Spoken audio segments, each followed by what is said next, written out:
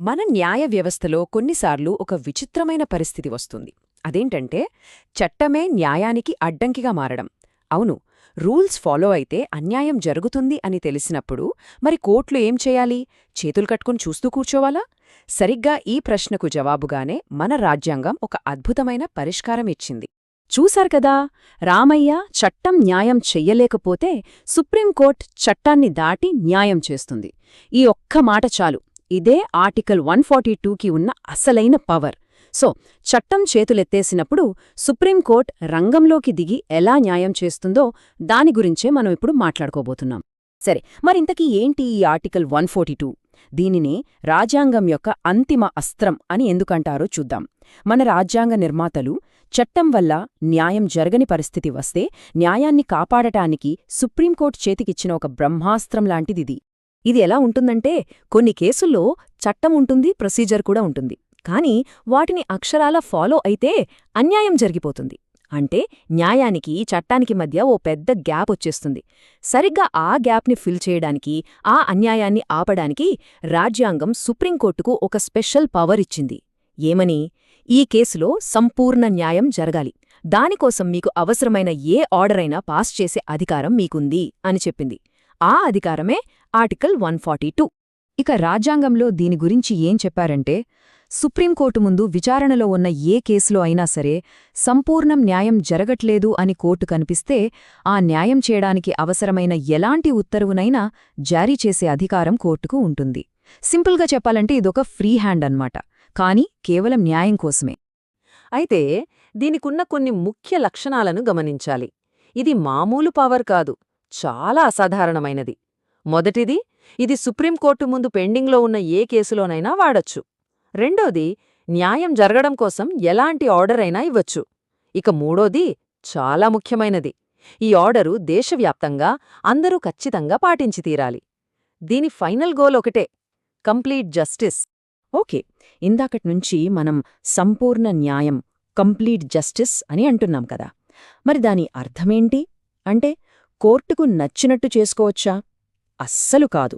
చాలామంది అనుకున్నట్టు దీని అర్థమది కాదు. మరి ఏంటో చూద్దాం రండి. సంపూర్ణ న్యాయం అంటే ఏది కాదు, ఏది అవుతోనో మనం క్లియర్గా అర్థం చేసుకోవాలి. ఫస్ట్ ఏది కాదో చూద్దాం. ఇది కోర్టు తనకి ఇష్టమొచ్చినట్టు చేయడానికి కాదు, అలాగే ఉన్న చట్టాలను రద్దు చేయడానికి కాదు. మరి ఏది అవును అంటే చట్టంలో ఉన్న లొసుగులను, గ్యాప్స్ను పూరించడానికి. కొన్నిసార్లు ఈ ప్రొసీజర్, ఈ టెక్నికాలిటీస్ వల్ల న్యాయం దెబ్బతింటుంది కదా, అలాంటి అన్యాయాన్ని ఆపడానికి, సింపుల్గా చట్టం యొక్క అసలు స్పిరిట్ను కాపాడటానికే ఈ అధికారం. నియమాలు మనుషుల కోసం, మనుషులు నియమాల కోసం కాదు. ఎంత అద్భుతమైన మాట కదూ! ఇదే ఆర్టికల్ 142 వెనుకున్న ఫిలాసఫీ. రూల్స్ మన మంచి కోసమే ఉండాలి, అంతేకాని ఆ రూల్స్ కోసమే మనముండకూడదు.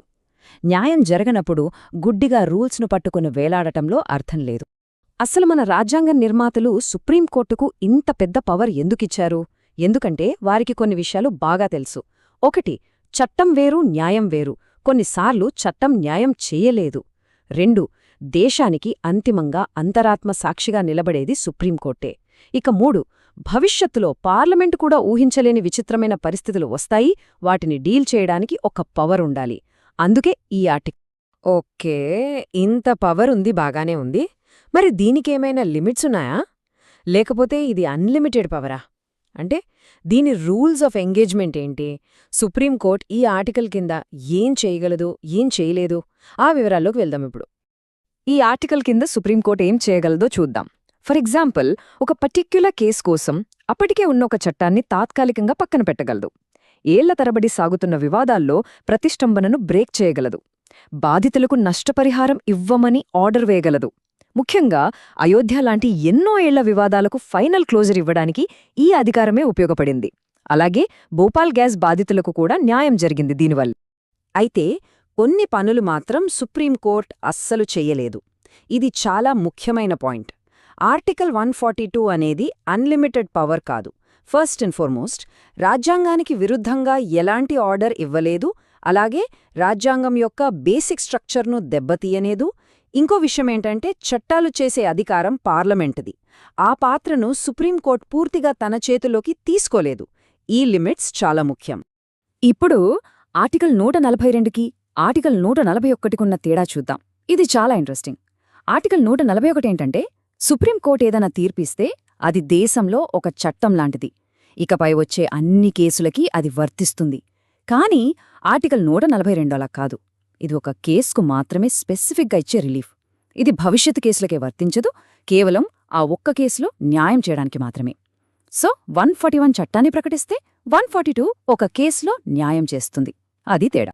సో ఇప్పటిదాకా మనం చూసిన దాన్ని బట్టి ఈ ఆర్టికల్ 142ను మనం న్యాయం యొక్క చివరి అస్త్రం అని ఎందుకంటున్నామో అర్థమవుతోంది.